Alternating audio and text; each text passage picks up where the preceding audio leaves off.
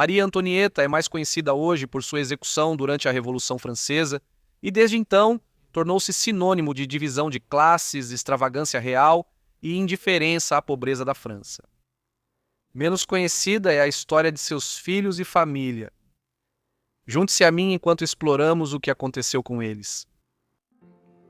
Embora seja bem conhecido que o rei Luís XVI e sua esposa, a rainha Maria Antonieta, foram depostos e executados no início da década de 1790, como parte da Revolução Francesa, o que muitas vezes é menos notado é o papel residual que a Casa de Bourbon, a família real francesa da qual Luís fazia parte, continuou a desempenhar na política francesa durante o século XIX.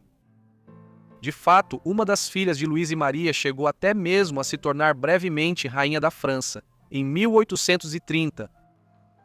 Maria Teresa Carlota era a filha mais velha de Luís e Maria. Ela nasceu em 19 de dezembro de 1778, no Palácio Real de Versalhes, nos arredores de Paris. Ela ganhou 3 irmãos nos anos seguintes, mas cada um deles teria uma vida tragicamente curta. Luís José nasceu em 1781, mas morreu de tuberculose em 1789, quando tinha apenas 7 anos de idade. A mesma doença já havia matado a única irmã de Maria, Sofia Helena, em 1787, quando ela ainda não tinha completado 1 ano de idade. O último irmão, Luís Carlos, nasceu em 1785 e, como veremos, teria um papel nos eventos tumultuados que se seguiram à Revolução Francesa, de 1789. A infância de Maria foi passada cercada pelo esplendor e formalidade da corte real em Versalhes. Ela foi criada por uma série de governantas, incluindo a confidente mais próxima de sua mãe, Yolande de Polaste, duquesa de Polignac. Ao contrário da percepção popular, sua mãe, Maria Antonieta, não era uma gastadora fútil e indiferente ao bem-estar dos cidadãos da França, mas tentava incentivar em sua filha as virtudes da caridade. No entanto, problemas estavam surgindo por toda a França e, em particular, entre a crescente população de Paris. Uma série de quebras de safra e crises econômicas em todo o país na década de 1780 desestabilizou consideravelmente a França, e logo tudo isso viria a explodir. Em 1789, numa tentativa de amenizar a crise financeira, Luís XVI concordou em convocar uma reunião dos Estados Gerais, o parlamento francês. Os Estados Gerais não se reuniam havia mais de um século e meio, mas agora eram necessários para votar um grande pagamento financeiro ao monarca, com o qual o iminente colapso econômico do Estado francês poderia ser evitado. Luís, por sua vez, acreditava que poderia conceder algumas pequenas concessões ao parlamento, após o que o dissolveria e voltaria a governar de forma autocrática a partir de Versalhes. Ele estava muito enganado nessa suposição. No verão de 1789, após os estados se reunirem pela primeira vez, o rei e seus ministros rapidamente perderam o controle da situação. O parlamento logo começou a assumir o poder político em suas próprias mãos e transferiu a sede do governo de volta para Paris. A tomada da prisão da Bastilha na cidade em 14 de julho de 1789 por uma multidão parisiense foi um momento culminante da Revolução Francesa, indicando até que ponto Luís havia se tornado marginalizado na governança de seu próprio país. Membros da corte real agora começaram a fugir da França. Então, no início de outubro, um grande grupo de cidadãos parisienses apareceu em Versalhes e forçou o rei, a rainha e os 2 filhos vivos a se mudarem para Paris. Eles passariam o próximo ano e meio residindo no Palácio das Tulherias, na capital francesa, antes de uma tentativa mal planejada de fugir da França em junho de 1791 dar errado, levando a um desgaste nas relações entre o rei e a rainha e o governo revolucionário. Por fim, em agosto de 1792, Luís foi deposto. Em seguida, ele foi julgado e executado na guilhotina em 21 de janeiro de 1793. A mãe de Maria logo teve um destino semelhante em outubro de 1793. Assim, no final de 1793, Maria Teresa era efetivamente órfã, presa em Paris por um governo revolucionário hostil. Ela e seu irmão mais novo, Luís Carlos, permaneceram presos em locais separados. Eventualmente, Luís morreu em 8 de junho de 1795. Isso, assim como aconteceu com o irmão e a irmã falecidos dele e de Maria, também foi quase certamente devido à tuberculose. Mas uma autópsia realizada nos dias após sua morte revelou sinais de lesões físicas. E o menino, com apenas 10 anos quando morreu, evidentemente havia sido maltratado em cativeiro. Luís Carlos faleceu justamente quando o período mais violento e extremo da Revolução Francesa estava chegando ao fim. Uma administração mais otimista acabou concedendo permissão para Maria Teresa deixar a França em dezembro de 1795, pouco antes de seu 17º aniversário. Agora ela seguiria para Viena para viver no exílio na corte de seus primos austríacos, enquanto sua mãe, Maria Antonieta, havia nascido na família real austríaca dos Habsburgo. Maria chegou a Viena nos primeiros dias de 1796. Ela foi a única integrante da família real Bourbon a sobreviver a um longo período de prisão pelo governo revolucionário francês na primeira metade da década de 1790. Pouco depois, ela foi transferida para a Curlândia, na atual Letônia, onde seu tio, o irmão de Luís XVI, Luís Stanislas, havia fixado residência, proclamando-se como rei Luís XVIII da França. O autoproclamado rei desejava que Marie se casasse com Luís Antônio, filho de Carlos Felipe, outro dos irmãos de Luís XVI. Apesar de serem primos de primeiro grau, Marie concordou com a união e o casal se casou em 10 de junho de 1799 no Palácio de Jelgava, na Letônia. Marie e Luís Antônio posteriormente se mudaram para a Grã-Bretanha. Aqui, eles poderiam muito bem ter vivido uma longa vida em um exílio confortável, mas, por fim, os acontecimentos na França mudariam radicalmente o curso da vida de Marie mais uma vez. No final da década de 1790, a República Francesa gradualmente se transformou em uma ditadura militar liderada pelo general Napoleão Bonaparte. Por fim, em 1803, esse comandante militar corso se proclamou imperador da França. Anos de guerra se seguiram, durante os quais Napoleão I conquistou a maior parte da Europa e depois perdeu tudo, tendo cometido o erro de tentar invadir a Rússia. Quando foi forçado a abdicar pela primeira vez em 1814, isso foi um sinal para os Bourbons retornarem à sua terra natal. O tio de Maria, Luís XVIII, agora reassumiu a monarquia da França. E apesar de um breve retorno ao poder por parte de Napoleão em 1815, a restauração dos Bourbons se mostraria duradoura. Ele governaria o país de seus ancestrais até 1824, quando Luís XVIII morreu em 16 de setembro de 1824, ele foi sucedido por seu irmão, Carlos Felipe, que se tornaria o rei Carlos X da França. Como irmão de Luís XVI, o novo monarca era simultaneamente tio de Maria e seu sogro. Seu filho mais velho era o marido de Maria, Luís Antônio.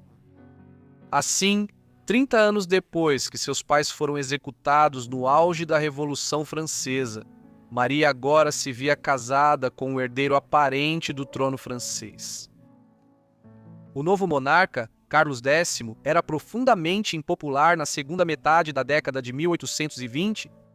Um monarquista convicto, ele alienou uma ampla parcela da sociedade francesa por meio de seus esforços para restabelecer uma aristocracia francesa forte e por seu apoio à Igreja Católica Romana. Todas medidas que faziam o povo francês lembrar demais do governo absolutista de seu irmão mais velho, nos cerca de 20 anos anteriores à Revolução de 1789. Carlos reagiu contra sua oposição, iniciando uma guerra colonial na Argélia para conquistar apoio ao seu governo no país, mas acabou indo longe demais em suas tendências absolutistas. A faísca que levou à sua deposição foi a promulgação de uma série de leis em julho de 1830. As ordenações de julho, como ficaram conhecidas, dissolveram o parlamento francês, limitaram os direitos de voto no país e tentaram censurar a imprensa. Em poucos dias, motins generalizados contra seu governo se espalharam por toda a França. Isso ficou conhecido como a Revolução de Julho de 1830 e levou à breve passagem de Maria como rainha da França. Percebendo que sua situação era desesperadora, em 2 de agosto, Carlos X abdicou em favor de seu filho, o marido de Maria, Luís Antônio. No entanto, as perspectivas de Luís para conter o descontentamento em toda a França não eram melhores do que as de seu pai, embora se acredite que Maria o tenha incentivado a assumir o posto de rei da França. Ele hesitou diante da ideia e, 20 minutos após Carlos X ter abdicado, Luís Antônio, por sua vez, renunciou aos seus direitos ao trono em favor de seu irmão mais novo, Henrique, um garoto de 9 anos que ele esperava que se tornasse um candidato de consenso para ser o novo monarca.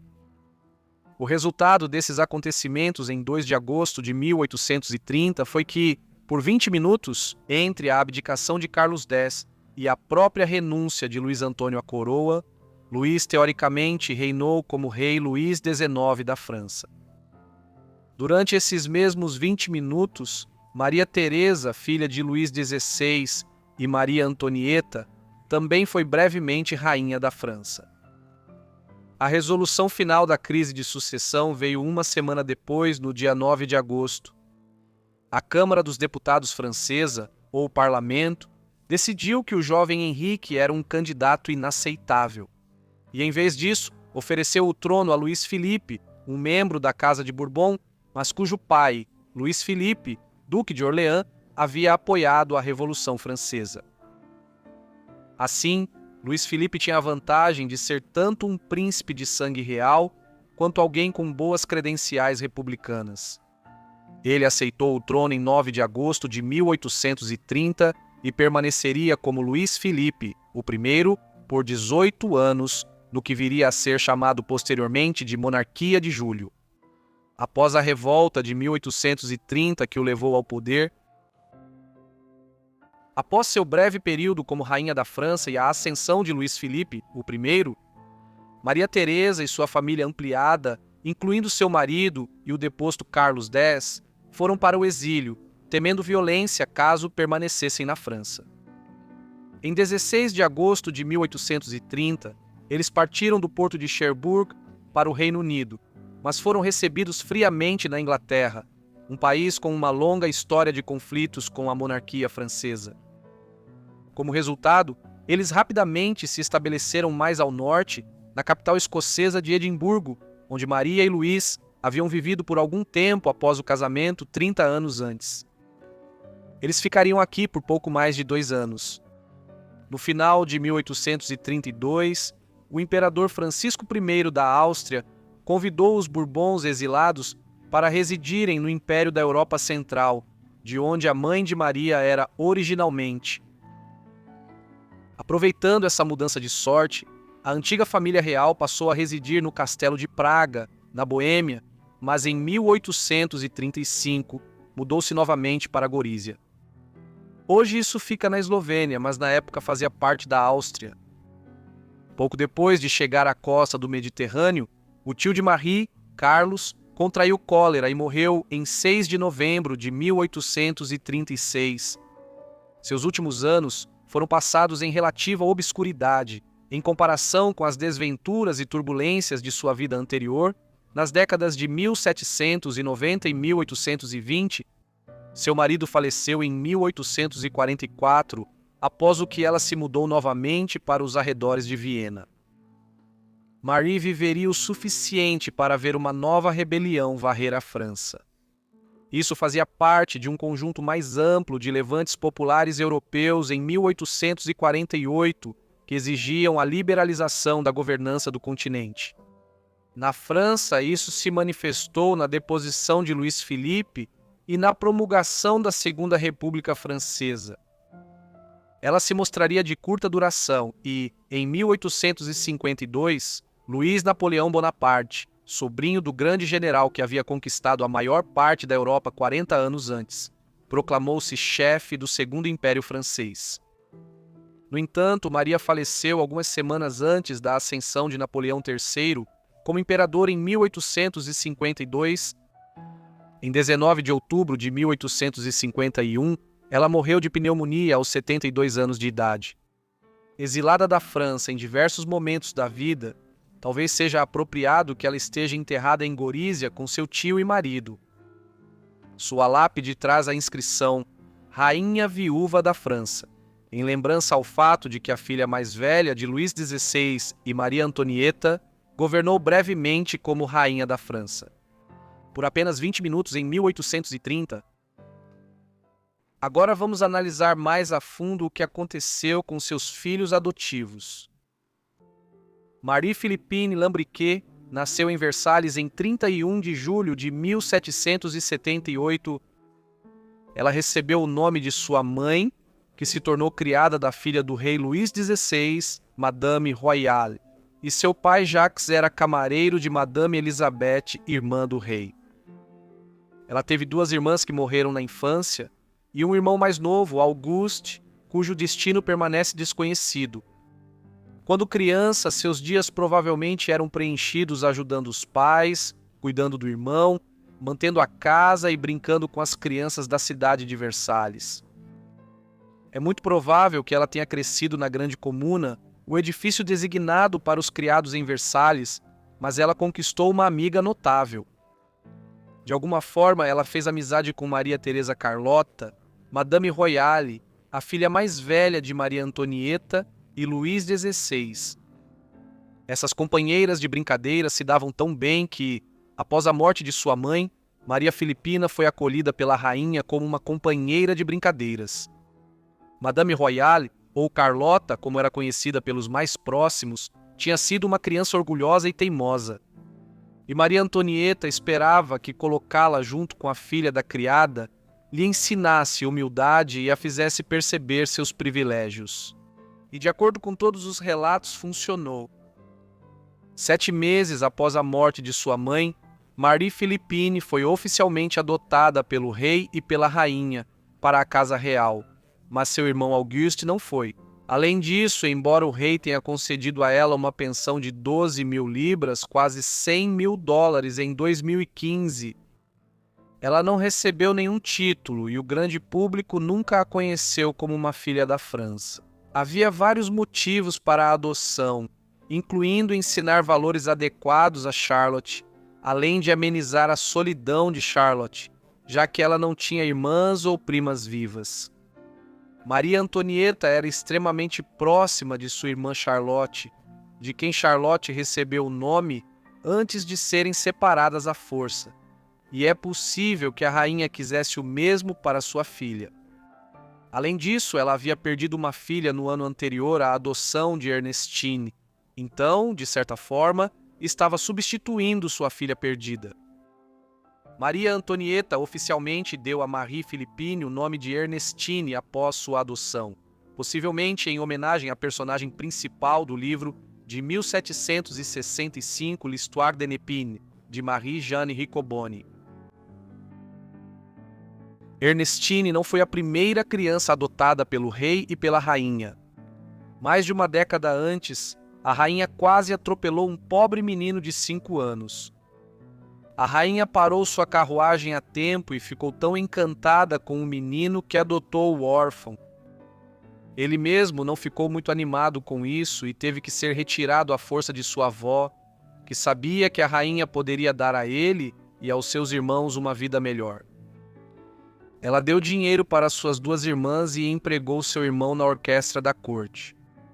O menino, assim como Ernestine, teve seu nome mudado de François Michel Garnier para Armand, em homenagem ao filho da duquesa de Polignac. Maria Antonieta provavelmente adotou Armand porque ela mesma não conseguia ter filhos e era muito impopular por não dar herdeiros à França. No entanto, em poucos anos, ela daria à luz um herdeiro, um filho chamado José, seguido por outro menino, Carlos. Isso, junto com sua adoção forçada, foi o que o levou a ficar ressentido com a monarquia e com seus pais adotivos.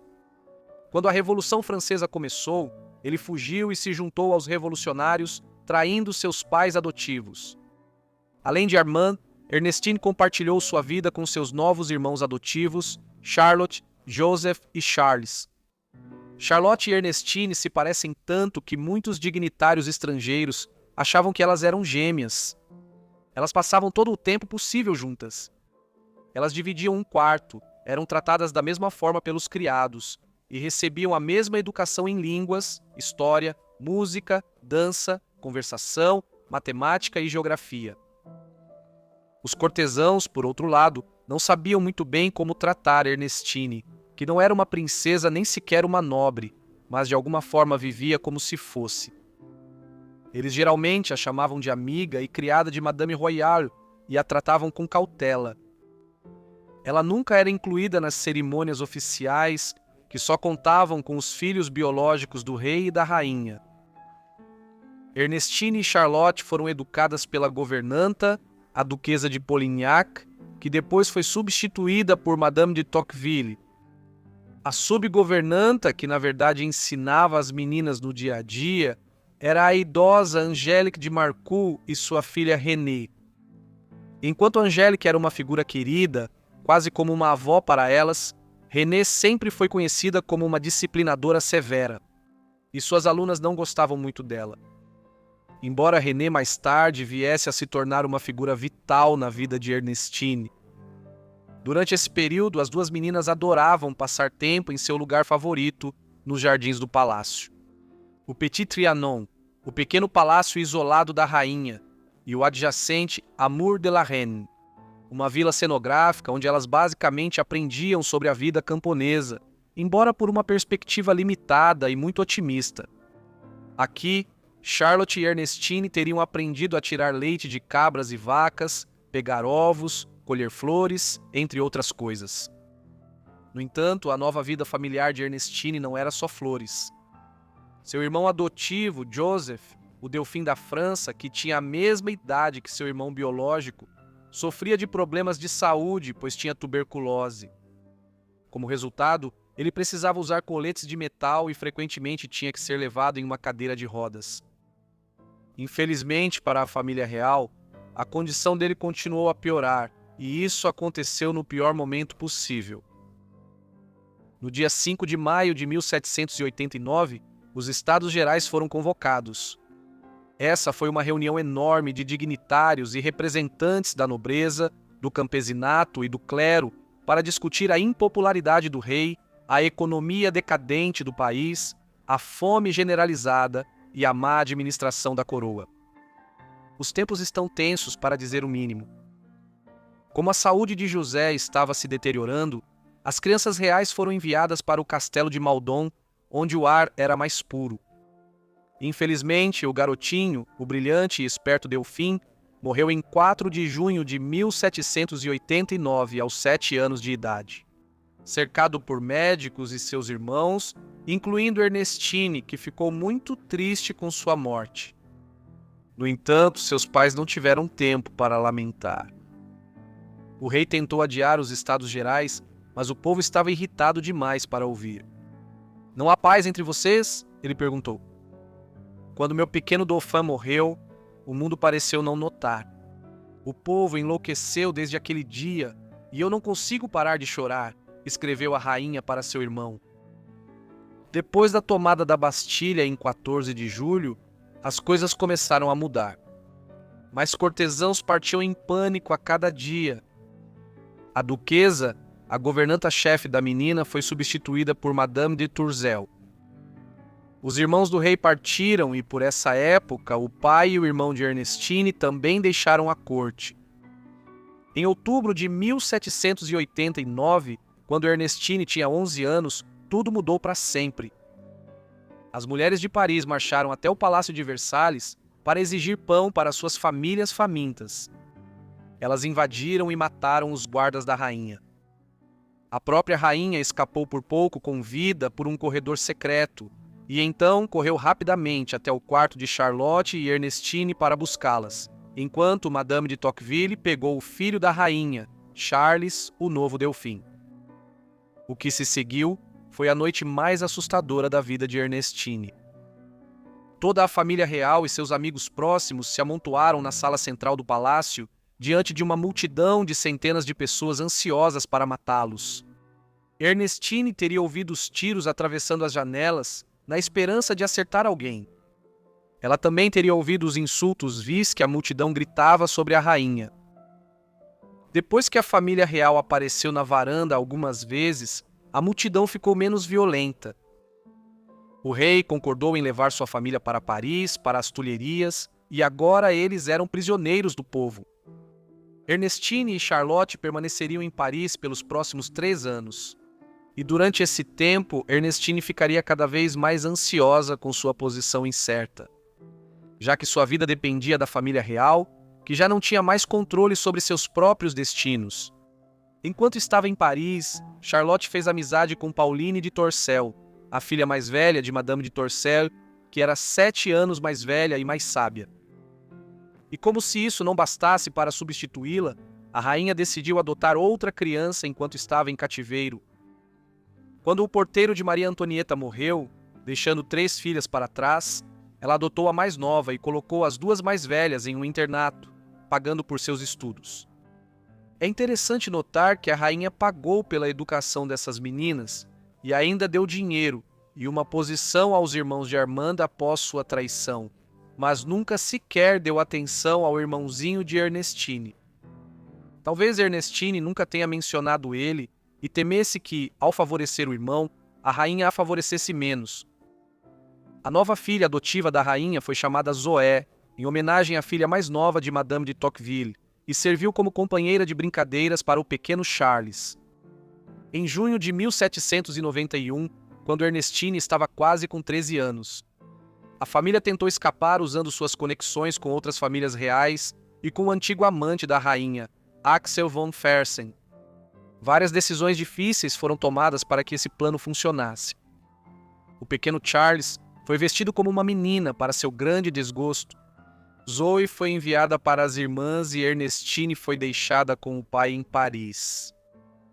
Se houvesse um lugar para a história de Ernestine terminar, seria aqui. Se o plano funcionasse, talvez nunca mais visse Charlotte. No entanto, o plano era falho. A rainha foi inflexível em não se separar do rei e dos filhos. Então, uma carruagem enorme e nada discreta teve que ser usada. Os disfarces da família real não eram muito convincentes e muitas pessoas sabiam do plano. A família real foi capturada em Varennes quando o chefe dos correios local reconheceu o rosto do rei Luís na nota de dinheiro. Evidentemente, a tentativa de fuga foi recebida com grande desaprovação pública e quando a carruagem retornou a Paris, quase foi pisoteada. Os membros da realeza agora estavam sob forte vigilância no Palácio das Tulherias, mas pelo menos Ernestina e Carlota estavam juntas novamente. Zoé, por outro lado, nunca voltou e não se sabe o que aconteceu com ela. Em 1792, o Palácio das Tulherias foi atacado 2 vezes. Em junho de 1792, multidões invadiram o palácio e mataram os guardas suíços. A rainha, suas damas e seus filhos foram encurralados em um cômodo com apenas uma escrivaninha separando-os da multidão furiosa. A multidão exigiu que Maria Antonieta usasse o tricolor republicano, assim como seu filho, o Delfim. Em outro cômodo, o rei e sua irmã Isabel também foram encurralados. Madame Isabel chegou a ser ferida por um dos invasores, que a confundiu com a rainha.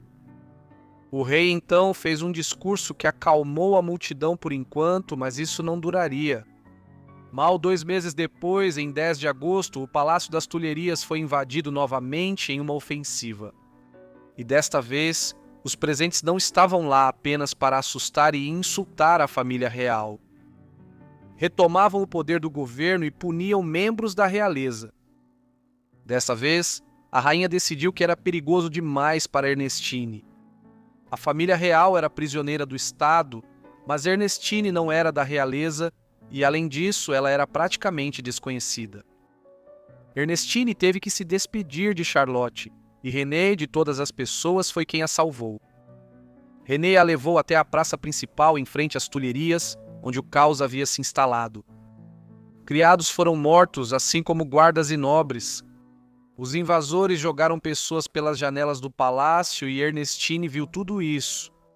Ela temia por sua vida, e mesmo que sobrevivesse, como seria sua vida sem Charlotte e sua família? Então, René deixou Ernestine sozinha por 1 minuto para buscar uma carruagem, quando alguns moradores da cidade a notaram. Eles acharam que ela era Madame Royale porque as duas se pareciam muito e, em seguida, jogaram o corpo de um soldado morto sobre ela, prendendo-a no chão. Um lojista, também acreditando que ela era Madame Royale, a defendeu e a libertou de debaixo do cadáver bem a tempo quando a carruagem de René chegou. Felizmente, René e Ernestine conseguiram escapar, mas a maioria dos cortesãos foi capturada e colocada em prisões ao redor de Paris. A mãe de René, Angélica, acabou sendo libertada depois que jurou lealdade à República, mas outros, como a princesa de Lombal, foram massacrados. Após o caos do dia 10 de agosto, René e sua mãe escaparam para a propriedade rural da família. Agora, há uma certa ambiguidade sobre onde Ernestina estava durante esse período, já que ela estava simultaneamente registrada no Palácio das Tulherias, em Paris. Mas quando seu pai foi decapitado por sua lealdade ao rei, nos documentos oficiais, ele declarou que sua filha ainda morava em casa. É mais provável, no entanto, que após agosto de 1792, Ernestina tenha vivido com a família René, como a rainha havia ordenado. Essa também seria a opção mais segura, considerando o quão perigosa Paris estava. Nos 3 anos que se seguiram, o rei foi decapitado, seguido por sua irmã e pela rainha. O pequeno Charles, ou Luís XVII, como era chamado pelos monarquistas, morreu aos 10 anos de idade após um tratamento torturante na prisão da Torre do Templo. Charlotte foi a única membro da família a sobreviver. Bem, ela e Ernestine. Em 1795 foi declarado que Madame Royale seria libertada em uma troca de prisioneiros com a Áustria, terra natal de sua mãe. Para acompanhá-la em sua viagem a Viena, René foi escolhida, sendo sua antiga governanta. O ministro austríaco também perguntou se Ernestine poderia acompanhar Charlotte para reuni-las. René respondeu, no entanto, que Ernestine não pôde ser localizada, apesar de Ernestine morar com ela e seus parentes. Na véspera de seu 17º aniversário, Madame Royale foi libertada da prisão do templo e acompanhada por René, 2 guardas, 2 criados e mais 2 pessoas, o que causou estranhamento. Uma criada, Catherine de Varenne, e um garoto chamado Pierre de Saucy, supostamente filho de René. No entanto, René não tinha nenhum filho chamado Pierre, e Catherine não pode ser encontrada em nenhum lugar além dos passaportes da carruagem. O sobrenome dela também é suspeito, porque faz referência a Varenne, onde a família real foi capturada. Além disso, Madame Royale foi trocada pelo chefe dos Correios de Varenne, que havia reconhecido o rei e impedido a tentativa de fuga deles. Teoriza-se que Ernestine pode ter se juntado secretamente ao grupo como uma dessas pessoas ou até mesmo como ambas. Só podemos imaginar como deve ter sido para Charlotte ver o homem que havia destruído as chances de sobrevivência da sua família. Se Ernestine estivesse presente nessa jornada, ela teria encontrado outra velha amiga de Versalhes, porque Charlotte recebeu Coco, o cachorro mais velho da sua família, que também havia sobrevivido à Revolução. Em 1796, Ernestine foi a um escritório de advocacia em Paris e foi declarada legalmente maior de idade. Ela agora era independente e responsável por suas próprias finanças, incluindo sua pensão do falecido rei. Ela permaneceu em Paris e se casou com o proprietário Jean-Charles Germain Pupin, que era viúvo e pai de 3 filhos. Ernestine se casou com ele em 1810 aos 32 anos, relativamente tarde para sua época. Não se sabe como Ernestine se sustentou durante os 14 anos entre sua declaração de maioridade e seu casamento.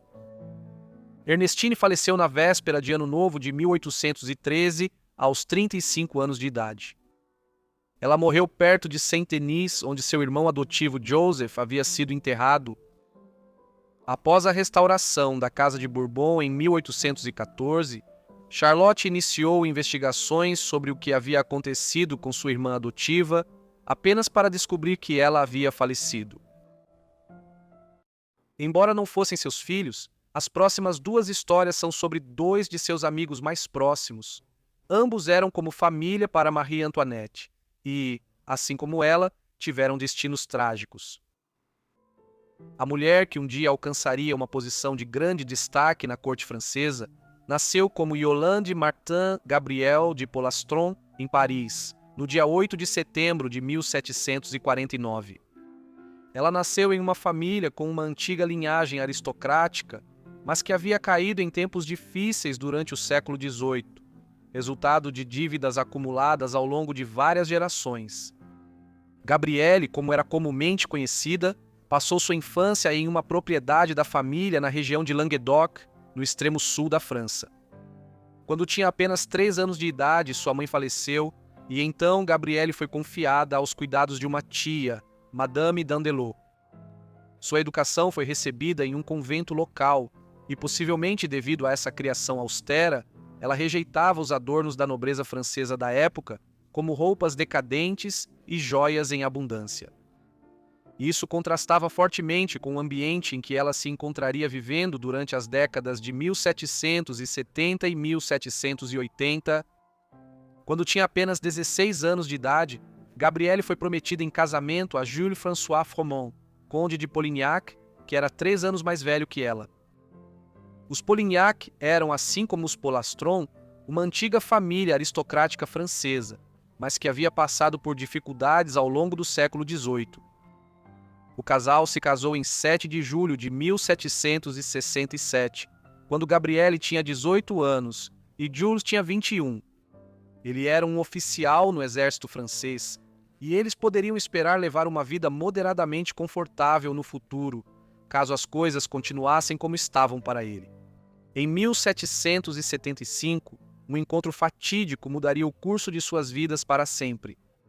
Em 1775, Gabrielle e seu marido foram convidados para a corte real francesa em Versalhes, nos arredores de Paris.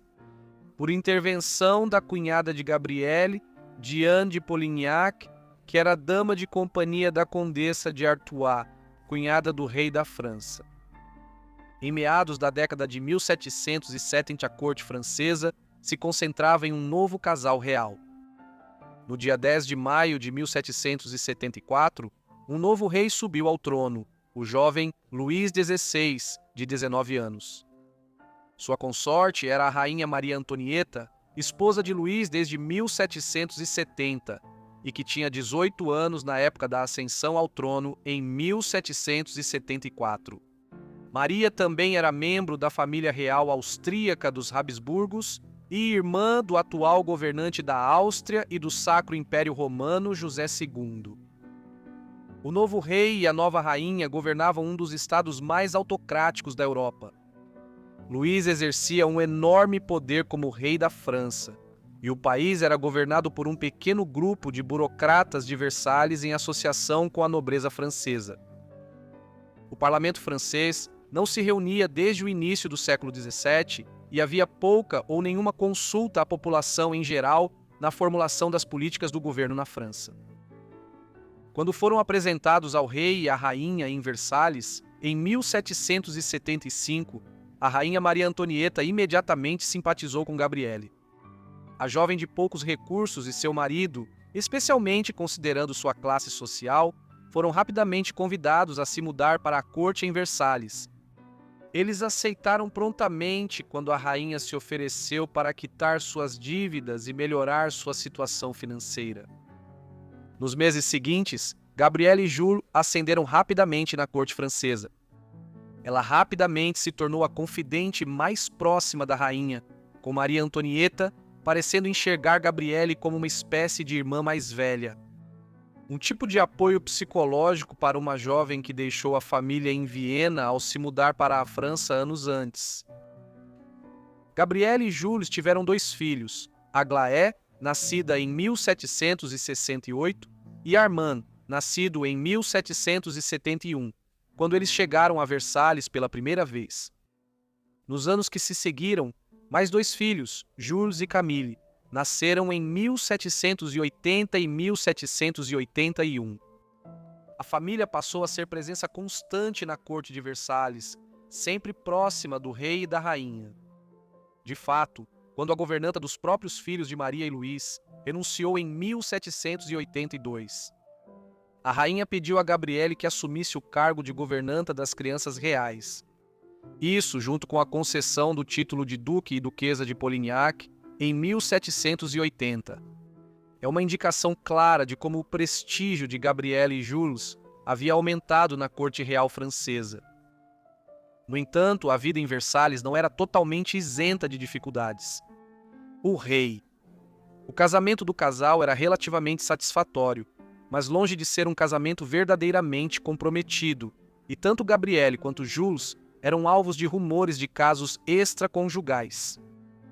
Gabrielle teria se envolvido em um longo caso com o capitão da Guarda Real, Joseph Hyacinthe, conde de Vaudreuil, durante a década de 1780. Mais preocupante foi um acontecimento em meados da década de 1780, quando o relacionamento entre Gabrielle e a rainha ficou temporariamente bastante frio por uma série de razões relacionadas à política da corte de Versalhes. O que ficou conhecido como o Salão Polignac, o círculo de favoritos da corte de Gabrielle, foi considerado poderoso demais. Uma característica de Versalhes em meados da década de 1780, e a rainha parece ter começado a dar mais atenção a outros cortesãos que buscavam reduzir a influência e o poder de Gabrielle. Assim, em um esforço para aplacar o desagrado da corte, Gabrielle tirou férias temporárias da corte, visitando amigos aristocratas na Inglaterra. A ausência parece ter fortalecido o coração neste caso, e quando os Polignac retornaram à França em 1786, Gabrielle logo se viu novamente nas boas graças da rainha Maria Antonieta. Novas honrarias foram concedidas a eles e mais dinheiro chegou aos Polignac. No entanto, enquanto Gabrielle e seu marido prosperavam novamente em Versalhes, longe do mundo isolado da corte francesa, a cerca de 15 quilômetros ao nordeste, em Paris, os Polignac eram vistos de uma maneira decididamente diferente. À medida que dificuldades econômicas, colheitas fracassadas e desilusão política varriam a capital francesa, na década de 1780, a distante corte francesa em Versalhes tornou-se alvo de críticas intensas entre os parisienses. Em particular, os Polignac eram alvo de ataques cruéis. As críticas se concentravam na suposta extravagância da favorita da rainha em seus gastos na corte, numa época em que o comportamento pretensioso da aristocracia francesa despertava uma raiva generalizada em toda a França. Essas críticas logo ganharam um tom obsceno, à medida que panfletos gráficos circulavam em Paris, retratando Gabrielle como amante lésbica da rainha. Assim, à medida que a situação política se tornava cada vez mais tensa na França durante a década de 1780, os Polignac passaram a ser alvo de críticas particulares em Paris e em outras regiões. Essas tensões estavam prestes a explodir, com enormes implicações não apenas para a França, mas para toda a história da Europa moderna. O que ficou conhecido como a Revolução Francesa foi resultado de anos de má liderança de Luís XVI e dos sucessivos governos que ele nomeou para governar a França. Durante a década de 1780, numerosas más colheitas elevaram os preços dos alimentos no país. Um desenvolvimento que foi agravado pelo crescimento da população da França, que passou de cerca de 18 milhões de pessoas em 1700 para aproximadamente 26 milhões na década de 1780. Ofuscando tudo isso, havia uma enorme crise financeira que deixou o governo francês com uma dívida sem precedentes de 4,5 bilhões de livres. Na tentativa de conter a crise, Luís XVI nomeou uma série de novos ministros das finanças na década de 1780, incluindo Jacques Necker e Charles de Calonne. Nenhum deles conseguiu resolver a situação e havia apelos cada vez maiores para convocar o parlamento francês, a fim de que fosse concedido ao rei um subsídio financeiro pelo parlamento para resolver a crise financeira. Os Polignac desempenharam seu próprio papel, ainda que ligeiramente significativo nesses assuntos. Gabrielle era uma forte defensora da posição monárquica absolutista na corte. Essa visão defendia que o rei e a rainha não deveriam ceder ao descontentamento público e deveriam priorizar o poder da monarquia acima das pressões para resolver as crises que estavam se desenrolando. No final, Luís acabou cedendo à necessidade de ajuda financeira da comunidade política francesa. Em maio de 1789, ele tomou a medida drástica de convocar o parlamento francês, conhecido como os Estados Gerais. Essa foi a primeira vez que um parlamento foi convocado na França desde 1614. O objetivo de Luís era que o parlamento lhe concedesse um grande subsídio financeiro, que pudesse ser usado para enfrentar a crise econômica. Em troca, ele seria pressionado a conceder concessões políticas à comunidade política francesa mais ampla. O desafio para o rei e seus conselheiros seria conseguir o dinheiro necessário fazendo o mínimo possível de concessões. No entanto, o plano fracassou de forma espetacular. Em poucas semanas, o poder começou a escapar das mãos do monarca francês e passar para as mãos dos revolucionários radicais dentro do parlamento, que em junho de 1789 declararam que os Estados Gerais agora eram uma Assembleia Nacional. A comunidade política de Paris tornou-se cada vez mais violenta nos meses de verão, culminando em 14 de julho de 1789, quando multidões em Paris invadiram as prisões reais, conhecidas como Bastilha Saint-Antoine. A Revolução Francesa se intensificaria ainda mais nos meses seguintes, com o rei e a rainha sendo efetivamente colocados sob prisão pelo novo governo revolucionário.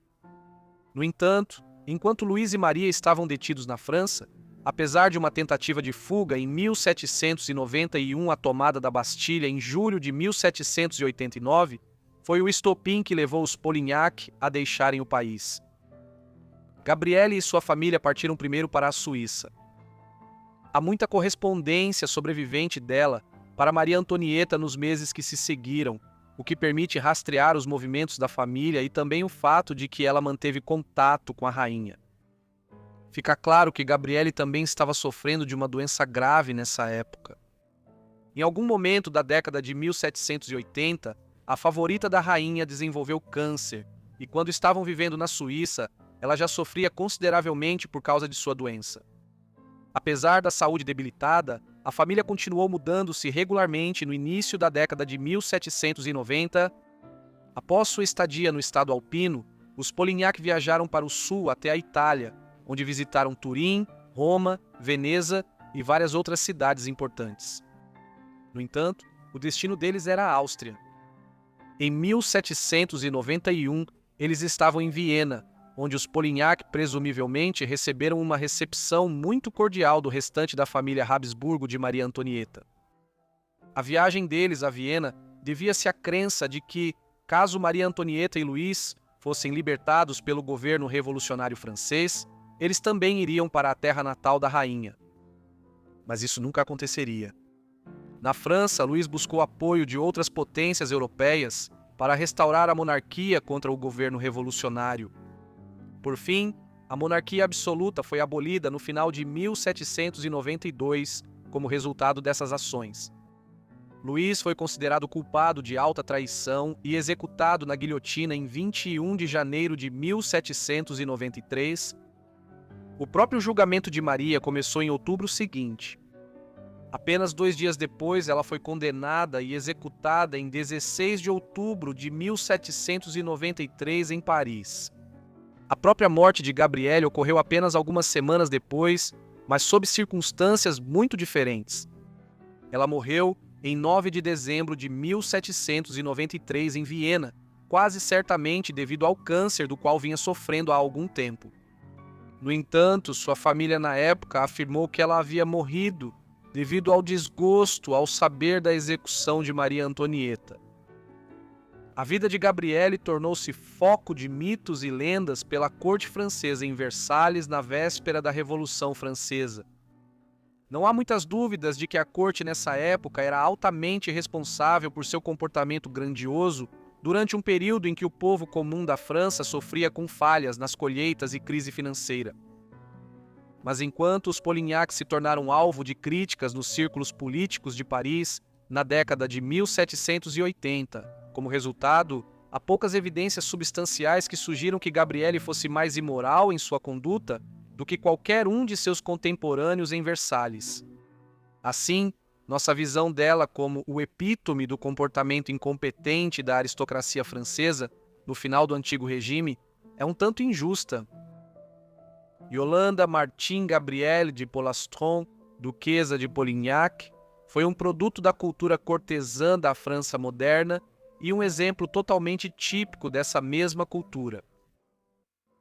A princesa nasceu como Maria Teresa Luísa de Saboia Carignano em Turim, Itália, em 8 de setembro de 1749.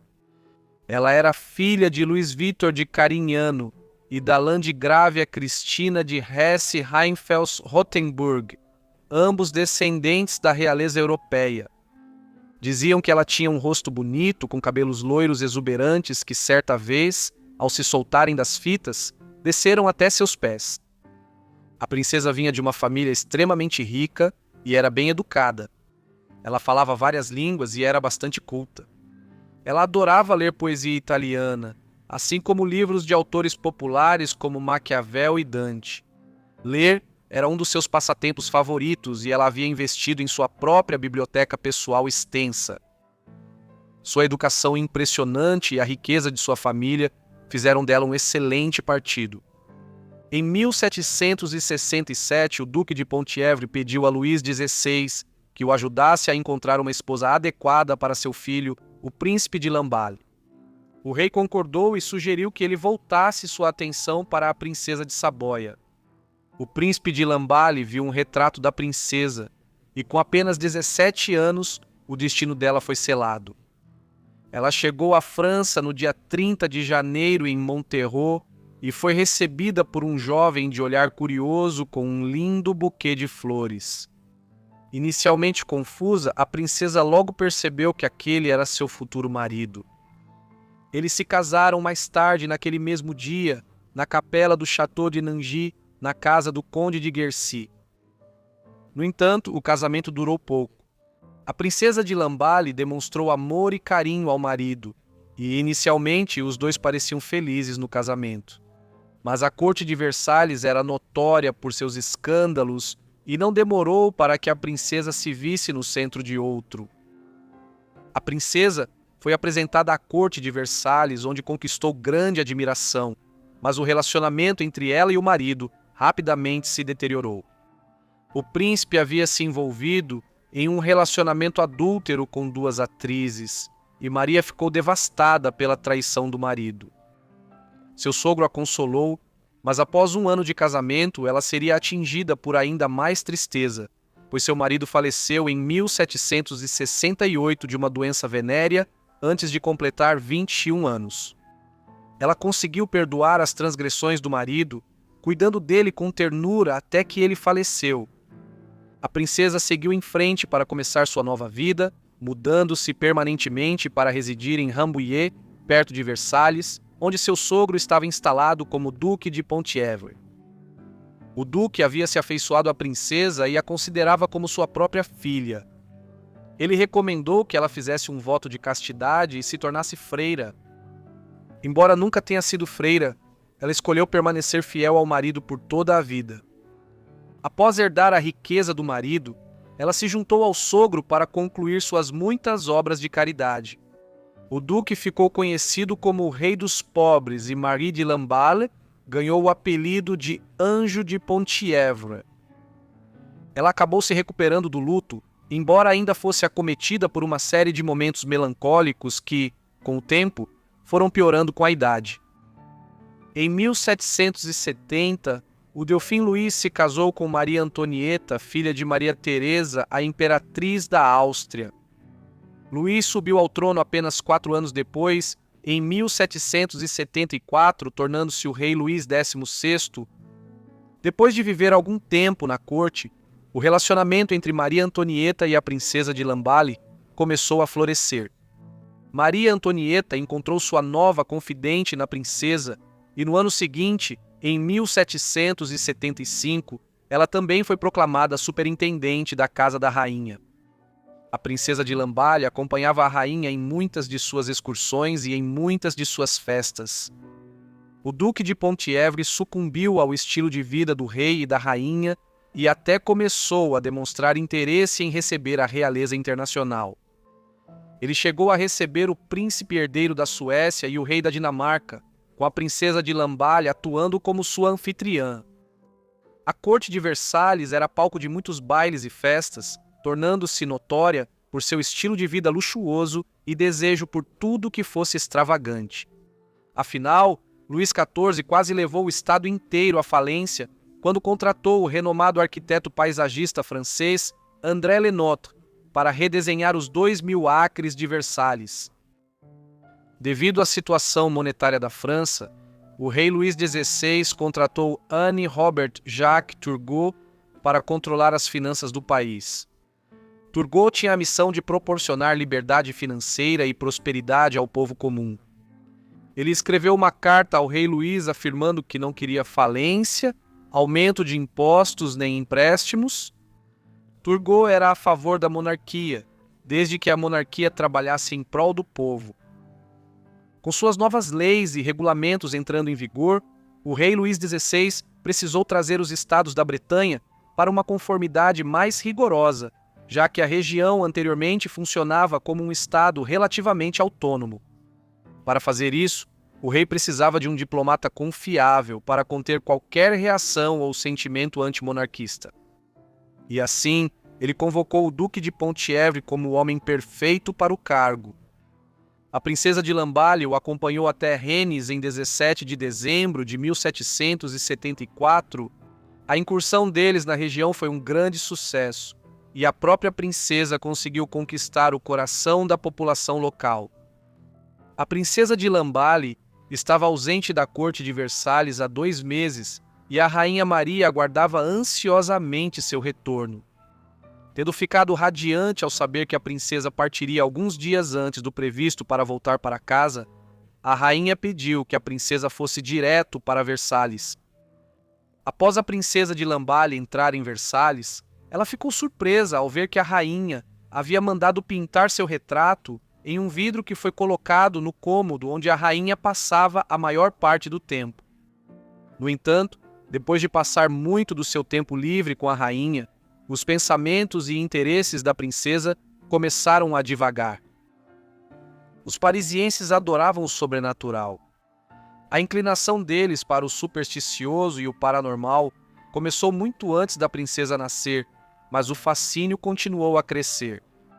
O conde de Saint-Germain havia cativado a população, afirmando ter vivido por séculos e ter conhecido o próprio Jesus Cristo.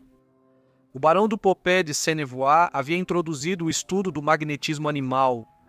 Élie Eliphas Lévy era um sábio distinto, e Alexis Vincent Charles Barbier, o Terre-Neuve du Temps, havia alcançado fama como renomado demonologista.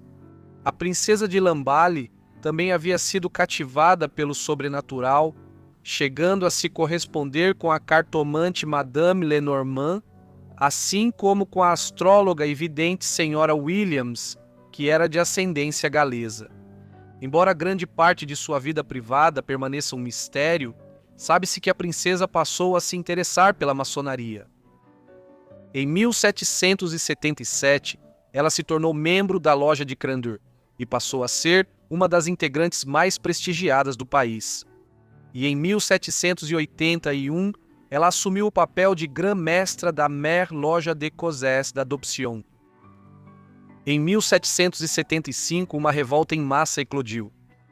A colheita do país havia produzido um volume incrivelmente baixo de grãos, e o país rapidamente começou a enfrentar uma escassez de alimentos incapaz de alimentar a população.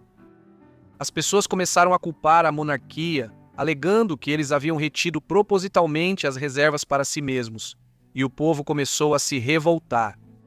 O país estava entrando em pânico, saqueadores estavam por toda parte, e os fazendeiros eram feitos reféns pelos saqueadores, sendo forçados a vender seus grãos por preços muito mais baixos. Durante abril e maio, os manifestantes causaram caos no que ficou conhecido como a Guerra da Farinha. A tragédia atingiu novamente a princesa quando, em 1778, ela perdeu ambos os pais.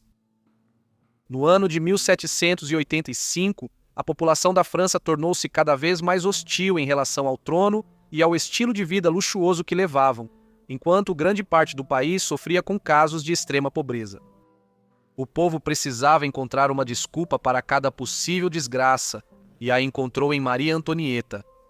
Ela se tornou uma figura pública odiada. Os anos de 1786 a 1789 permaneceram livres de tragédias para a princesa e, em uma carta escrita por Horace Walpole, dizia-se que a princesa fez uma visita à Inglaterra em meados de 1787. A situação na França, no entanto, não estava melhorando.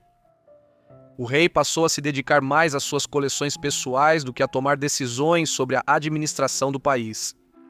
E a rainha era mais inclinada a gastar grandes quantias de dinheiro em diamantes e outros bens de luxo, além de dever muito dinheiro em dívidas de jogo não pagas.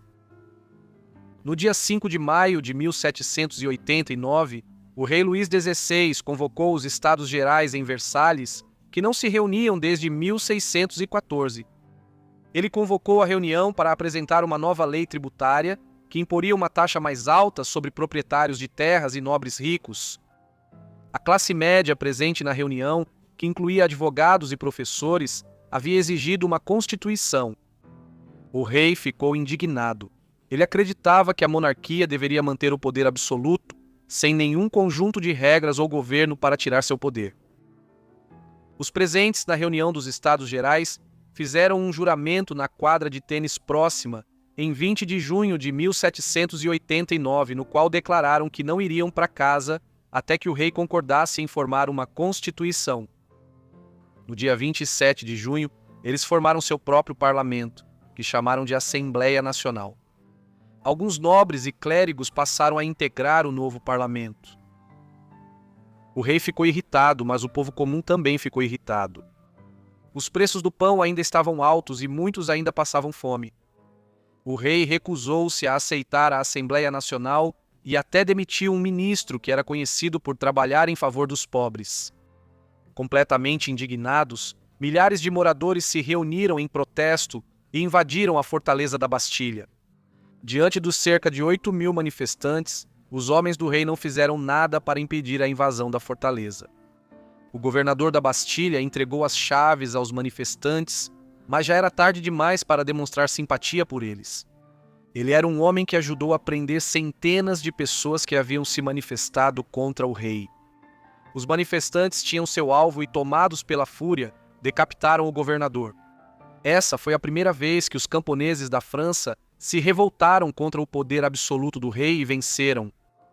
Impulsionados pela vitória, os protestos estavam se tornando cada vez mais ferozes, e Luís sabia que havia perdido Paris. A ideia de retomar a Bastilha pela força foi logo descartada. Começaram a circular rumores de que o rei Luís estava elaborando planos para usar força militar a fim de acabar com a Assembleia Nacional. Em outubro, a família real foi levada para o Palácio das Tulherias, onde o povo podia vigiar as ações do rei. Ainda tão desafiadores como sempre, o rei e a família real tentaram fugir da França. O plano era chegar à Áustria e conseguir a ajuda do irmão de Maria Antonieta, que agora era o imperador da Áustria. Em junho de 1791, eles tentaram fugir, mas foram detidos em Varennes e trazidos de volta a Paris em sua carruagem. Em 1791, a princesa de Lamballe conseguiu evitar a captura e viajou para a Inglaterra mais uma vez, em uma visita a Blenheim, Oxford e Bath. Só que desta vez, parece que ela estava em busca de proteção. Maria Antonieta já havia enviado mensagens pedindo ajuda, mas parece que a princesa foi pessoalmente para garantir que a gravidade da situação iminente fosse compreendida. A rainha da Inglaterra recebeu a princesa com grande carinho e com muito prazer. Mas quando ela pediu ajuda ao rei Jorge III, ele recusou, dizendo que a família real francesa havia causado suas próprias desgraças. O rei da França escreveu para a princesa dizendo para ela não voltar, pois as coisas tinham ficado terríveis demais. Ela respondeu dizendo: "A rainha precisa de mim e eu devo viver ou morrer ao lado dela." Ela escreveu seu testamento em Aix-la-Chapelle, que incluía até seus cães amados, e voltou para a França para ficar ao lado da rainha. A Assembleia Nacional tinha alguns simpatizantes realistas entre seus membros, e Maria Antonieta realizava reuniões secretas com eles em Versalhes, quando a família foi levada de volta a Paris. A princesa de Lamballe, conhecida por ser confidente da rainha, também era suspeita pelo povo de se envolver de forma simpática com os austríacos.